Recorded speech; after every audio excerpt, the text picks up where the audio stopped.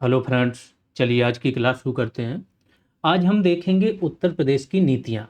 यदि आप यूपी का कोई भी एग्जाम दे रहे हो और सिलेबस में यूपी जीके शामिल है तो नीतियों से एक या दो प्रश्न आ रहे हैं। नीतियों का कंटेंट कहीं पर भी अपडेटेड या एक जगह सारा कंटेंट नहीं अवेलेबल है, इसीलिए स्टूडेंट्स की डिमांड आ रही थी। यहाँ तक कि इनकी ऑफिशियल वेबसाइट पर जहाँ ये पूरा नीतियों का ड्राफ्ट डाल देते थे, अभी मैं गया वहाँ पर देखा तो बहुत सारे ड्राफ्ट इन्होंने पुराने हटा दिए। एक और मिसमैच मिल रहा है कि जो डेट है इनकी, जो नीतियां लागू करने की डेट है, जो कैबिनेट मंजूरी की डेट है, वो अलग अलग रहती है। ठीक है, तो उस पर भी बताएंगे कैसे पढ़ना है, क्या चीज़ यूज करनी है। प्लस दो पार्ट में ये आपकी नीतियां आ जाएंगी। आज की क्लास में 16 इंपॉर्टेंट नीतियां और नेक्स्ट क्लास में बची हुई सारी आ जाएंगी, जिससे नीतियों पर कोई भी प्रश्न आए तो आप उसे सॉल्व कर सकें। हाँ, जिनका भी हाल ही में एग्जाम आने वाला है, ध्यान रखें कि अब हर अल्टरनेट डे पर कुछ ना कुछ आपका यूट्यूब पर ऐसा आएगा जो आपके एग्जाम में बिल्कुल यूजफुल होगा। मीन्स एग्जाम ओरिएंटेड आएगा, नया आएगा, करंट से रिलेटेड आएगा, जिससे कि आपके 7 8 10 क्वेश्चन और एक्स्ट्रा सही हो सके, उस पर काम होगा। प्लस जो स्ट्रेटजी यहाँ पर अब बताई जाएगी एग्जाम के पहले, उसे ध्यान से जरूर सुनना और फॉलो करना, बहुत ज़्यादा फायदा मिल जाएगा। पहला तो हाल में जो एग्जाम आने वाला है वो लेखपाल वालों का आने वाला है। इनके लिए स्ट्रेटजी क्या है? 21 मई को एग्जाम है। आज तारीख है 29 अप्रैल। 20 22 दिन बचे हैं।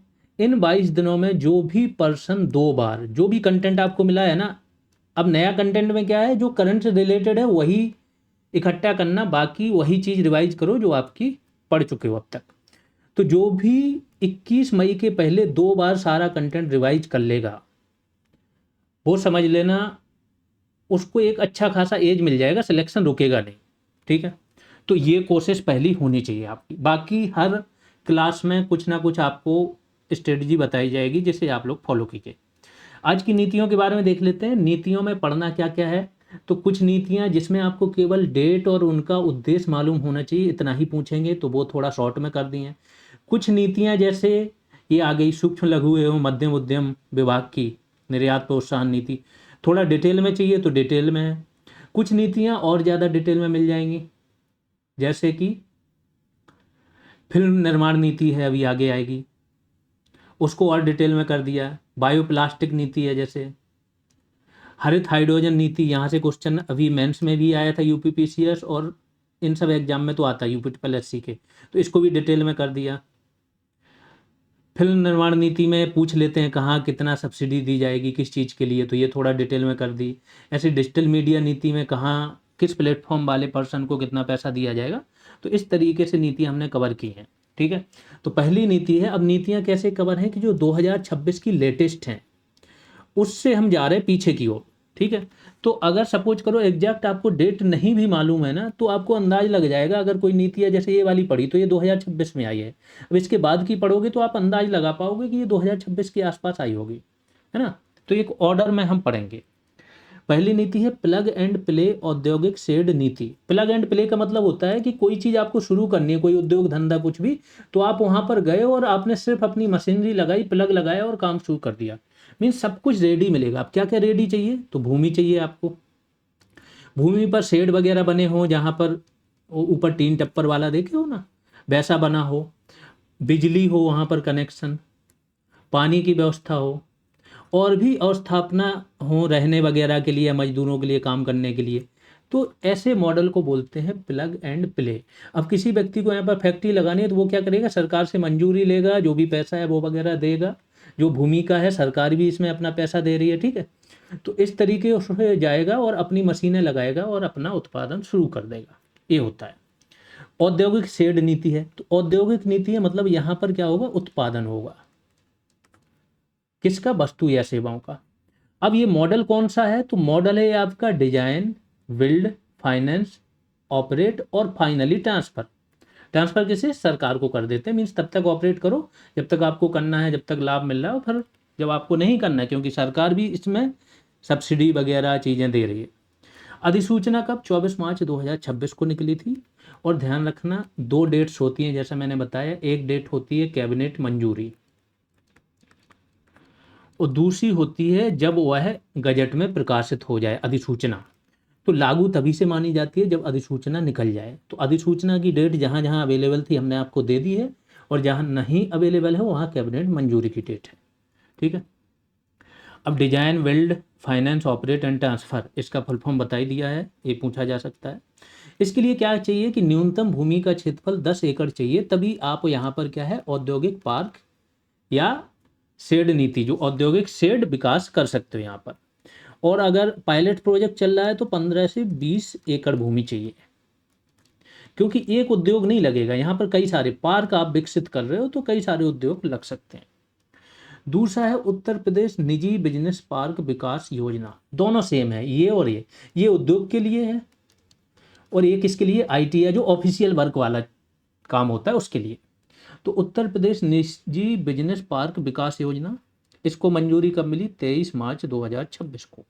ये किसके लिए, जो भी एमएनसीज कंपनी होती है, मल्टीनेशनल कंपनी, आईटी क्षेत्र की कंपनी, इनके लिए बिजनेस पार्क बनेगा जहाँ ये क्या करेंगी, अपने ऑफिस खोल सकती हैं। तो यहाँ पर भी प्लग एंड प्ले मॉडल ही होगा। ठीक है।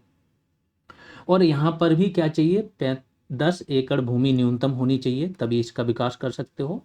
और 45 वर्षों की रियायत दी जाएगी, अनुबंध अवधि रहेगी ये। फिर अगली है उत्तर प्रदेश इलेक्ट्रॉनिक्स घटक विनिर्माण नीति। इलेक्ट्रॉनिक्स घटक क्या होते हैं, जो इलेक्ट्रॉनिक्स जो भी चीज़ आप यूज करते हो ना, सपोज करो वॉशिंग मशीन, तो जिसमें भी मदरबोर्ड या सेमीकंडक्टर का यूज होता है, आईसी जिसे बोलते हैं, हर चीज़ में जो भी इलेक्ट्रिक से चलती है, लेकिन उसे आप जैसा चलाना चाहो वो आपके हिसाब से चलती है, तो वो इलेक्ट्रॉनिक हो जाती है। ठीक है।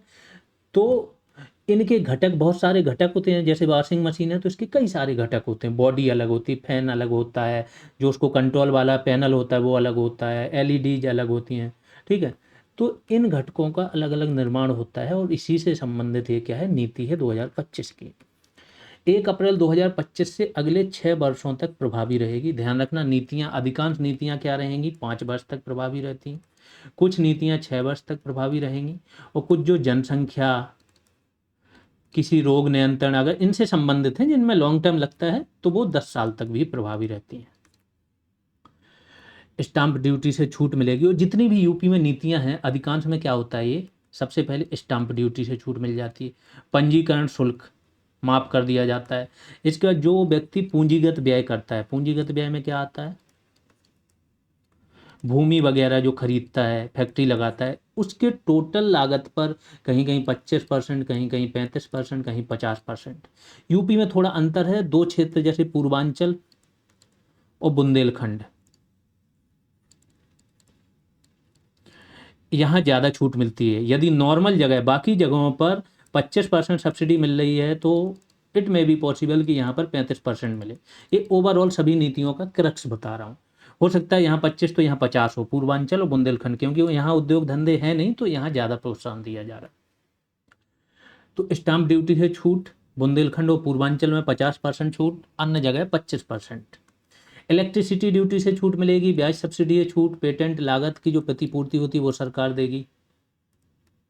फिर अगली नीति है उत्तर प्रदेश निर्यात प्रोत्साहन नीति 2025 से 30। नाम पर जाओ तो निर्यात को प्रोत्साहित करना है।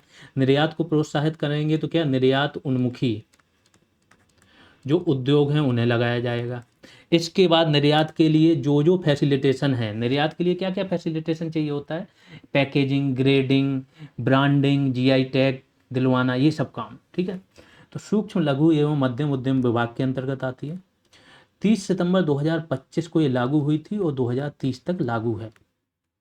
अब निर्यात 2024 में, 2023-24 का बोल सकते हो, कितना था उत्तर प्रदेश का, $21 बिलियन। इसे लक्ष्य क्या रखा गया है कि 2030 तक हम कितना करना है, $50 बिलियन, और इसी को ध्यान में रखते हुए ये नीति आई है।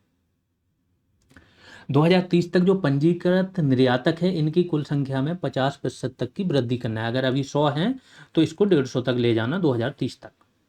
क्रियान्वयन कौन करेगा, तो निर्यात प्रोत्साहन ब्यूरो उत्तर प्रदेश करेगा।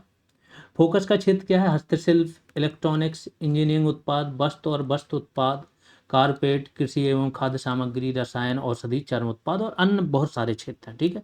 ओडीओपी इसका मेन पार्ट रहेगा। तो अधिकांश जो नीतियां पूछी जा रही हैं, मैं बता रहा हूँ आपके में कैसे क्वेश्चन आ रहे हैं। एक तो सबसे पहली डेट पूछी जा रही है सबसे ज़्यादा। दूसरी चीज़, डेट के बाद अगर कुछ पूछा जा रहा है तो अलग अलग चरणों में यदि कुछ सब्सिडी वगैरह पैसा दिया जाता है तो वो पूछा जा रहा है। ठीक है, तीसरा अगर पूछ सकते हैं तो उसकी जो कार्यान्वयन एजेंसी या नोडल एजेंसी जैसे बोलते हैं वो पूछी जा रही है। अगली नीति है उत्तर प्रदेश लेदर एवं फुटवेयर पॉलिसी 2025। इसकी डेट नीचे लिखी है 8 अगस्त 2025 से अगले 5 वर्षों तक ये लागू रहेगी। अब देखो, फुटवेयर और लेदर पॉलिसी अगर ये पूछ लें कि ये नीति मुख्य फोकस क्षेत्र कौन सा है, तो यूपी में लेदर और फुटवेयर के लिए क्षेत्र कौन सा क्षेत्र है? कानपुर, उन्नाव, और देखो तो आगरा में भी लेदर का काम बहुत ज़्यादा होता है। ठीक है, इसमें भी स्टाम्प छूट 100% दी जा रही है। बिजली पर भी सब्सिडी दी जाती है। 25 से 100 एकड़ के निजी लेदर औद्योगिक पार्क यदि विकसित करता है कोई, तो टोटल जो पूंजी निवेश होती है उसका 25% या अधिकतम 45 करोड़ सब्सिडी दी जाएगी। और 8 अगस्त 2025 से अगले 5 वर्षों तक लागू है। फिर उत्तर प्रदेश जीसीसी नीति। जीसीसी का मतलब ग्लोबल कैपेसिटी सेंटर। जितने भी एआई के डेटा सेंटर ये जो बन रहे हैं, ठीक है, या जो क्लाउड सेंटर बन रहे हैं, ये क्या होते हैं? ग्लोबल कैपेसिटी सेंटर होते हैं। और अन्य इनसे संबंधित जो भी चीज़ें हैं वो, तो इसके लिए नीति लेके आई 2026 इसका नाम है, लेकिन मंजूरी मिली थी 7 मई 2025 को। नियमों को, इसके जो नियम बनाए गए उनको मंजूरी मिली है 6 जनवरी 2026 को। उद्देश्य क्या है? ग्लोबल कैपेसिटी सेंटर्स की स्थापना करना और इनके विकास हेतु अनुकूल वातावरण बनाना। और अगर आपने देखा होगा कि अभी हाल ही में जो समिट हुई थी, एआई समिट, उसमें दुनिया की जितनी बड़ी बड़ी एमएनसी थी, चाहे गूगल हो गया, अमेजोन हो गया, है ना, चाहे आपका ये हो गया चैट जीपीटी वाला, तो इन सब ने क्या किया था, ओपन एआई ने, कि इंडिया में ग्लोबल कैपेसिटी सेंटर खोलने की घोषणा की थी और कईयों ने $10 बिलियन, $15 बिलियन निवेश की भी घोषणा की थी। अगला है उत्तर प्रदेश एरोस्पेस रक्षा इकाई एवं रोजगार प्रोत्साहन नीति 2024। पहले 2018 की यही नीति लागू थी, फिर रिप्लेस होकर 2024 वाली आई। मंजूरी कब मिली थी? 22 जनवरी 2025 को। लक्ष्य क्या है? 5 वर्षों में 50,000 करोड़ का निवेश आकर्षित करना और 1 लाख रोजगार के अवसर सृजित करना। यहाँ से क्वेश्चन आ जाता है, ठीक है, जहाँ पर निवेश का टारगेट है तो वो भी दे दिया है। फिर अगला है Uttar Pradesh multi modal logistic park नीति 2024। लॉजिस्टिक पार्क क्या होता है? सामान, जो सामान होता है, मतलब भाड़ा, माल भाड़ा जिसे बोलते हैं, माल, ठीक है, तो सामान को आप क्या करते हो? एक जगह से दूसरी जगह ले जाओगे, तो उसके लिए लॉजिस्टिक पार्क होते हैं। वहाँ पर आप क्या है, भंडारण कर सकते हो सामान का। परिवहन के अलग अलग जो साधन होते हैं उनकी कनेक्टिविटी होती है। पता चले रोड से है तो रोड से यहाँ आ गए, पास में ही रेलवे कनेक्टिविटी हो गई, यहीं से एयर कनेक्टिविटी हो गई, तो वो सारी चीज़ें यहाँ पर विकसित होती हैं।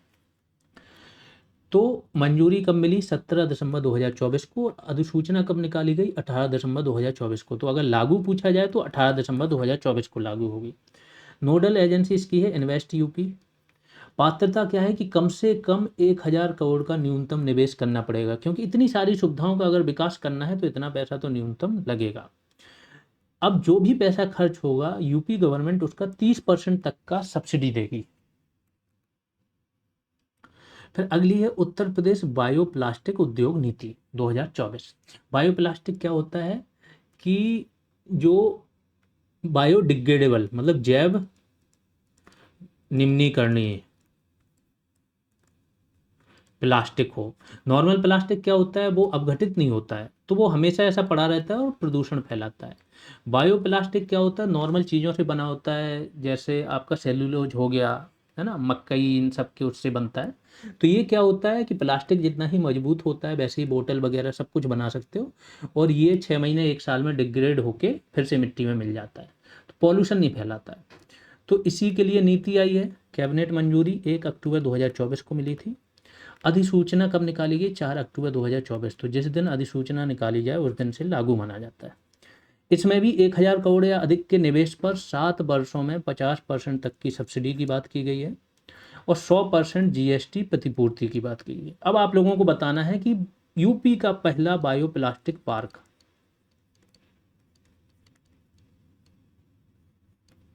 आज से 2 साल पहले स्थापित किया गया था। कहाँ पर स्थापित किया गया है? 2,000 करोड़ के निवेश से स्थापित किया गया था। कमेंट में बताना है। फिर अगला है उत्तर प्रदेश उच्च शिक्षा प्रोत्साहन नीति 2024। अधिसूचना कब निकली? 8 अक्टूबर 2024 को। इसमें क्या करना है कि वैसे जिले जहाँ पर अभी तक कोई यूनिवर्सिटी नहीं है वहाँ पर क्या करना है कि विश्वविद्यालय खोलने वाली जो भी संस्थाएं हैं या जो विश्वविद्यालय अपना कैंपस खोलने के लिए इनको प्रोत्साहित करना, इसीलिए ये नीति आई है। अगर ये खोलते हैं तो इनको सब्सिडी, छूट, ये सब चीज़ें और मंजूरी देना आसान हो जाएगा। फिर अगला है उत्तर प्रदेश हरित हाइड्रोजन नीति 2024। हरित हाइड्रोजन क्या होता है और हाइड्रोजन क्या होता है पहले तो ये समझ लो। जो भी हाइड्रोजन यदि नवीकरणीय ऊर्जा सोर्सेस से बनाई जाए, यानी कि सौर ऊर्जा या पवन ऊर्जा के उपयोग से बिजली, क्योंकि हाइड्रोजन बनाने में बिजली का यूज ज़्यादा होता है, ठीक है।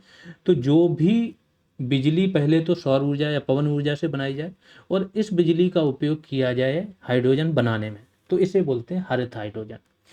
इसके लिए हरित हाइड्रोजन उत्पादन यूपी को बढ़ाना है तो केंद्र सरकार पर आते हैं। पहले केंद्र सरकार ने लक्ष्य रखा है कि उसे 5 मिलियन मीट्रिक टन प्रति वर्ष हरित हाइड्रोजन या अमोनिया, दोनों में से दोनों मिला के टोटल 5 मिलियन मीट्रिक टन प्रति वर्ष इतना उत्पादन करना है केंद्र को। कब तक ये कैपेसिटी हासिल करनी है? 2028 तक, 2028-29 तक। तो यूपी ने भी अपना रख दिया। यूपी ने बोला हम इसमें 1/5 यानी कि इसका 20% यानी कि 1 मिलियन मीट्रिक टन, 1 MMT हरित हाइड्रोजन या अमोनिया दोनों मिला के इसका उत्पादन हम करेंगे, ये इन्होंने टारगेट कर दिया। और कब तक कर दिया? 2028 तक।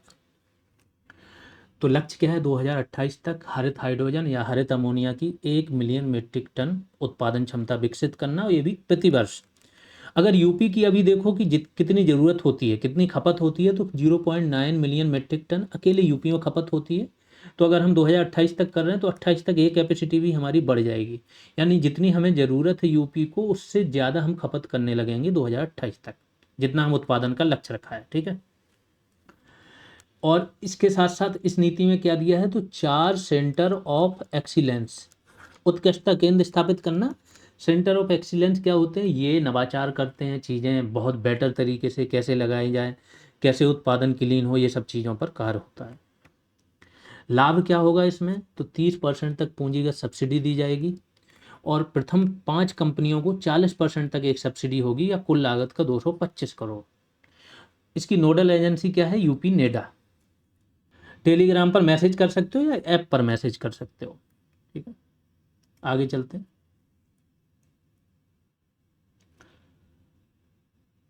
अगली नीति है उत्तर प्रदेश फिल्म नीति 2023। अब देखो फिल्म निर्माण से क्या फ़ायदा होता है? जब कहीं पर फिल्म बनती है तो एक उस जगह का कल्चर पूरी दुनिया में जाता है, दिखाया जाता है। दूसरा चीज़ रोजगार मिलता है, पर्यटन बढ़ता है, ये सारी चीज़ें हो जाती हैं। तो फिल्म निर्माण को प्रोत्साहन देने के लिए यूपी गवर्नमेंट फिल्म निर्माण नीति लेके आई और इसी के तहत उत्तर प्रदेश फिल्म बंधु नामक एक संस्था का गठन किया गया। इसी संस्था के माध्यम से फायदा दिया जाएगा। इन्होंने बोला कि अगर आप अपनी फिल्म की शूटिंग का 2/3 हिस्सा, कम से कम 2/3 हिस्सा या उससे ज़्यादा शूट करते हो तो 2 करोड़ रुपए तक सब्सिडी दी जाएगी। अनुराग कश्यप जैसे डायरेक्टर हैं, इन्होंने बहुत फ़ायदा उठाया इसका, खुद बोलते हैं इनकी फिल्में ही बहुत सस्ती सी बनाते हैं, 4-5 करोड़ की बोल रहे थे, 2 करोड़ सब्सिडी मिल जाती है, ठीक है। यदि आप हाफ यानी 50% तक का हिस्सा यूपी में शूट करते हो तो 1 करोड़ की सब्सिडी मिलती है, ठीक है।